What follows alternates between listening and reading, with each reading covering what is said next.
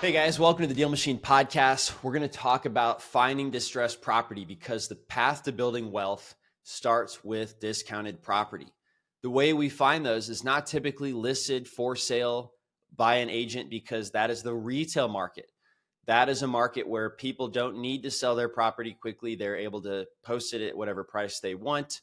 And there's retail buyers able to qualify for a loan on that property and buy it as a competitive process, which is a great process.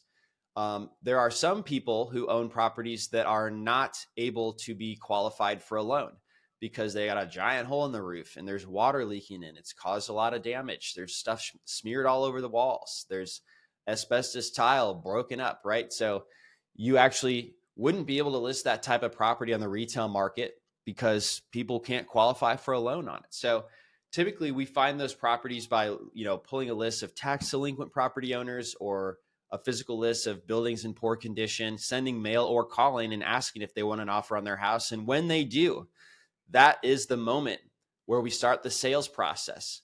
But this presentation and podcast today is going to be all about embracing AI to revolutionize your direct to seller marketing. So Ryan, are you using any AI in your business currently? Not really, no. Okay. Well, this will be a good one. I'd love to hear your feedback on some of the 10 ways that I think people should be doing that and can be doing that. So you might have known this already. ChatGPT is the fastest growing technology ever created. Came out in November 2022. It only took 2 months to get 100 million users when it came out. And to put that in comparison, I think TikTok took 9 months to get that many users and Instagram took 2 years to get that many users. So in real estate investing, you and I, Ryan, have both been around for like 7 years. One of the things I've noticed, and I'm curious if you've noticed as well, the way we do direct to seller marketing kind of goes in cycles because direct mail is working really well. We go to our masterminds and we tell everyone we're doing direct mail. It's going great. And slowly people start doing direct mail more and more and more, so much so that it gets competitive. It doesn't work so well anymore. But then we got someone coming up at our mastermind saying paid ads is killing it. We are just making so much money with paid ads. And then people migrate over there. It works really well. And more people keep presenting at their masterminds. And then that thing gets saturated. And then all of a sudden direct mail is working well again because everyone moved over to paid ads. Every once in a while, a groundbreaking technology will come out. And that would be like text messaging 2 years ago where somebody built a software where you could compliantly send text messages and people were getting deals like gangbusters, right? Everybody hopped on it and now it doesn't work as well because it's saturated. The carriers don't want those types of texts. And so they've tried to filter those out, et cetera. So it just doesn't work anymore, but you kind of have an opportunity, right? You can ignore new things that come out or embrace it. And I would definitely say AI is one of those things. Have you guys participated in any of those cycles, Ryan, or have you at least observed it, how real estate investors behave? Yeah, for sure. And we've been in those mastermind rooms where we've talked about, hey, what's working for us is direct mail. And we've heard other people say, well, texting and cold calling is crushing it right now. And then we've okay, implement a little bit of it to see how it operates. And if it's operating good, then you kind of crank it up a little bit. But yeah, it's an ebb and flow. Things work, things slow down, they start working again. But being able to be in a position to adjust when you want to or when you need to, so you're still getting deals regularly. So I really think AI is the latest thing right now that was groundbreaking. It broke the cycle. It's brand new. Nobody was using it before. And so we'll assume that we want to be cutting edge, take advantage of it before it gets saturated and everybody's using it. ChatGPT is a platform, but within DealMachine, we created an industry specialized AI. So what that means is like in the DealMachine app, there's a little orb. You could click it. We call it Alma. You could ask it questions and it's powered by ChatGPT in the background, but it has access to special data that we have that ChatGPT doesn't. And so that's why it's more valuable to use it inside of an app that's industry specialized like DealMachine for your industry.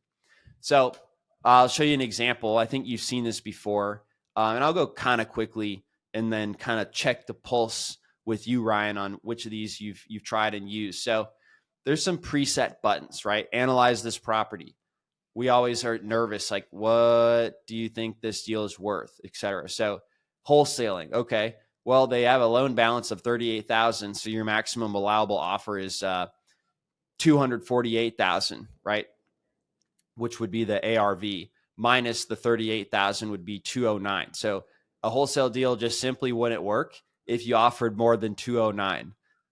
Now, you probably want to offer lower, but that's a start, right, to the deal analysis. And that's the whole point of the AI, is to like get you pointed in the right direction and have a second set of eyes to show you how they might analyze that deal. Another one is estimated value. So this one's like Zestimate, which we know is not exactly right, but it does tell you something, because we always be looking at Zillow and being like, my property's appreciated. Yeah.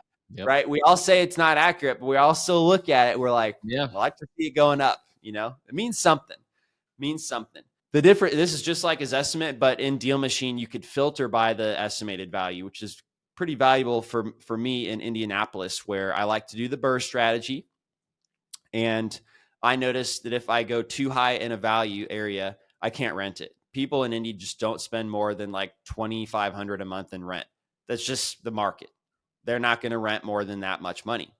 So if I filter out properties that are worth more than, 300,000 ARV, perfect condition, I don't want to do those deals. I don't want to spend money marketing to those properties. I just know I won't be able to make a great deal out of that based on my experience. So you could do that based on the estimated value here in DealMachine.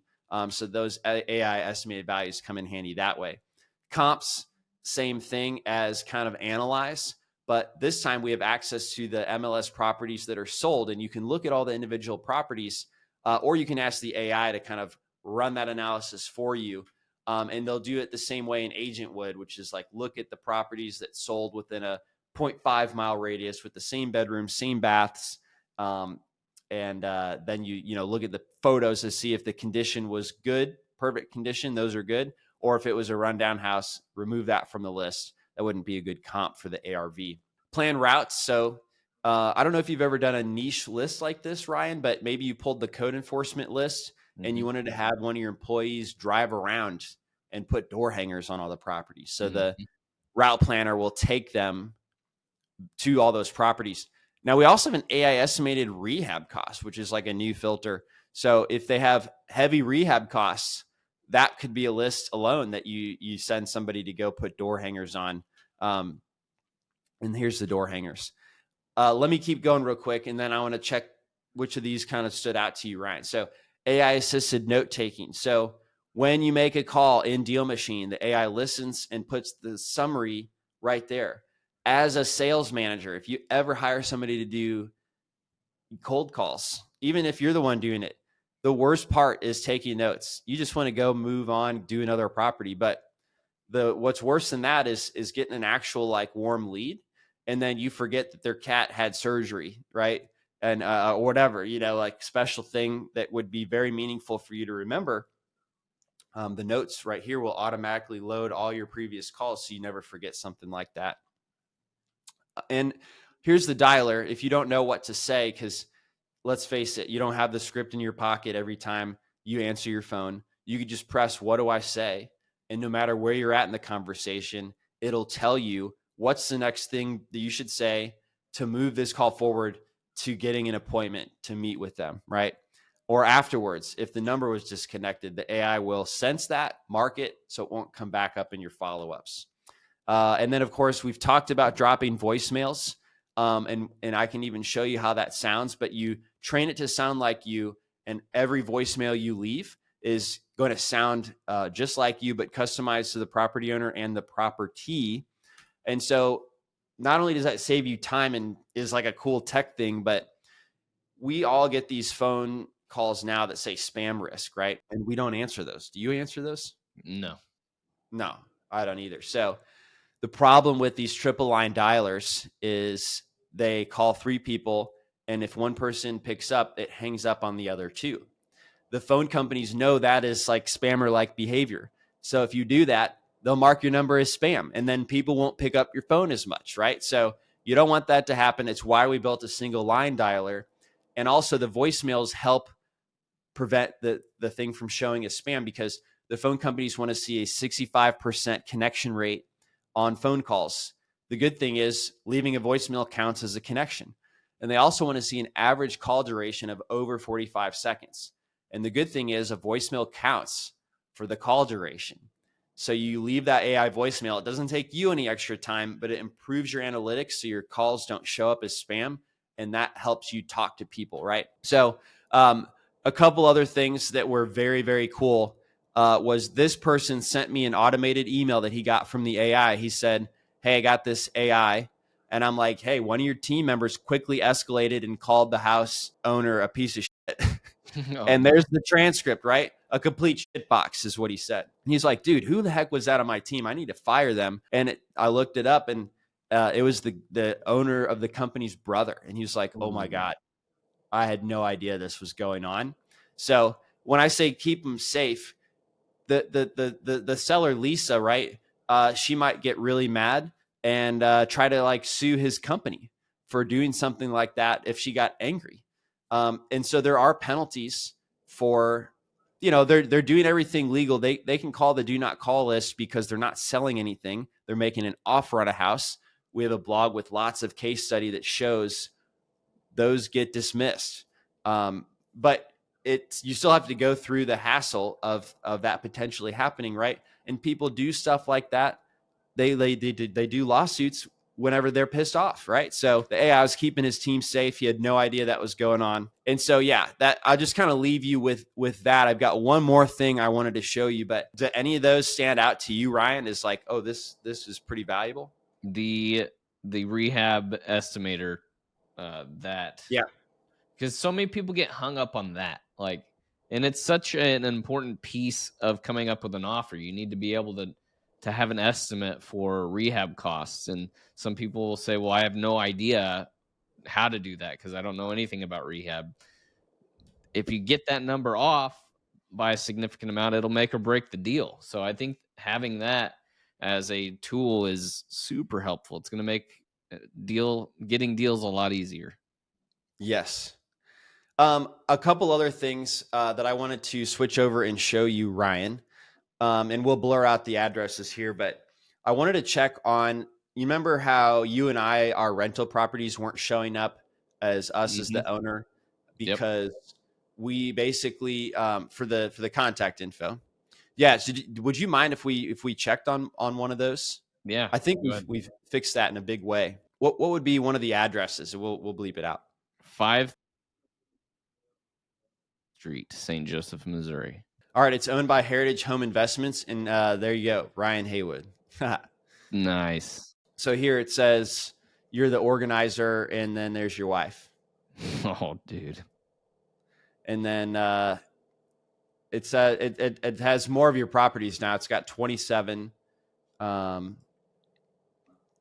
loaded up as properties that you own. So it's getting really, really good. Yeah. So the reason why some of these weren't showing up is you bought them when you lived in your old primary house, and then you moved, but you didn't update the tax address of all these rentals, which why would you? Nobody would, right? So we're having trouble pulling these in. But now what we've got is like an enhanced company owner match, right? So now we can dig deep, say who actually owns Heritage Home Investments. And, agent means registered agent, means you're the one who receives official mail, for official business of the company. So, hey, that's one thing. I like that you're laughing. That's funny.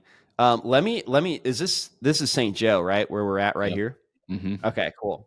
So I want to show you something really, really cool. Let's take a look at let's narrow this window down a little bit. It's a property type, single family. That's what you're interested in, right? Yep. Yeah. The filter is called property type, single family residential. Cool. Confirm. So now we got 281. Let me see. We could find distressed properties, and you got to watch this. Here it goes. We're calling it AI Vision Builder, but it's basically, and you're going to see it in real time.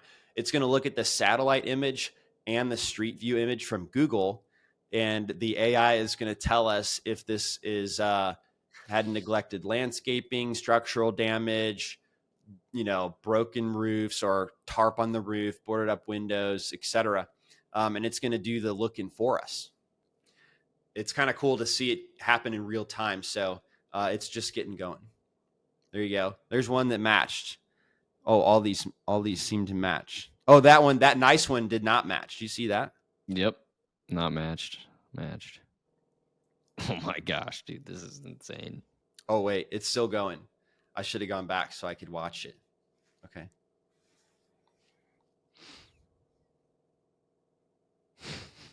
Oh, look, that one that was matched, it had the actual, what do you call that? A shutter? It had a shutter falling off. So it said 168 were distressed and 113 did not match. Is that only pulling it in that area that you had your map on? Yes. Dude, okay. Yes, it does. Because you want to narrow it down. And look, dude, it did a good job. Look at this house. This would save me so much freaking time. So get this. It could do some cool stuff. Like you could also ask it which properties have mature trees, or really anything visual that would be important, right? One of our customers really likes corner lots, but he has no source of data to just grab corner lots. So this is something that you could do. Hey, there was also something I experimented with Paul Myers. So they typically spend like $11,000 to get this like special data, right? It's just like a thing people in CG do. They'll spend $11,000 to get this special data list. Nobody knows how it's generated, but it's kind of good. I was like, Paul, give me your last 40 deals, man, and attach example properties. So I'll basically plug in the address, say, hey, this was a past deal. And then I'll tell the AI, look at all the property characteristics and the owner characteristics. And I want you to generate me a list of similar properties, right? So some of the owner characteristics might be they were elderly. You know what I mean? So it kind of reverse engineer the deals that you did and generate a list in the same way. So that's what we're coming out with this coming Black Friday. And that's what we're doing, calling it AI Vision Builder. That is insane. I can't wait to get my hands on that. That is going to be so fun. Cool. Well, we can make that happen. So it sounded like you were excited about AI analysis and maybe the Vision Builder, maybe your top two. Oh yeah. Vision Builder looks like that's my cup of tea in terms of being able to the analysis that it can go through to find those properties. I mean, we still manually drive for dollars. Like Clint, he's our COO. He and I last week went and added 250 more properties to send direct mail to, and updating like leads that we already have in the system. If they're still distressed, updating that so that we can send marketing out to them again. This is going to cut down that like need of having to go out there and drive again. I can just pull it up on there, have it create the list and send the mail. That is genius. So the strategy is because it costs 2 cents per property that the AI analyzes, because it's resource intensive, and we pay OpenAI in our case to check out those images and compare all those property characteristics. So you want to limit the window to where you want the thing to look. And then you also filter it down with the normal filters as much as possible to like weed out the obvious properties you don't want to consider. Does that make sense? Yeah. And then that analyzed 200 properties, and it costs, I think, $5 to do that. And it took about 30 seconds. So if you compare hiring somebody $20 an hour to drive around and look at properties, it is a lot faster. It doesn't have to take bathroom breaks. And then there's just ended up being some really cool stuff that you can do with it that we haven't even thought of all the things, right? It's like the one that got me was like, oh, an arborist wants to know mature trees, which houses have mature trees, so they could send marketing to those properties about tree trimming. Yeah. That was a new one. So, and then when I was in high school, there was a roofer at my church, and he used to pay me $20 an hour to go on Google Earth and look up properties with big black squared roofs, right? Because that was the type of roof he could do. And so then I'd put together the list, and he'd send him marketing. I mean, that's what this can do now. Is it's like, hey, give me the properties, because it uses the satellite view as well as the street view. So just some cool, exciting things coming. Again, you guys, it's like you could ignore it or you could jump on it while it's working the best, because nobody's doing it yet. So I wanted to leave you guys with that thought, and we'll see you guys on the next one. Thanks for listening to the DealMachine Real Estate Investing Podcast. Please leave us a review and follow along wherever you're listening to your podcast.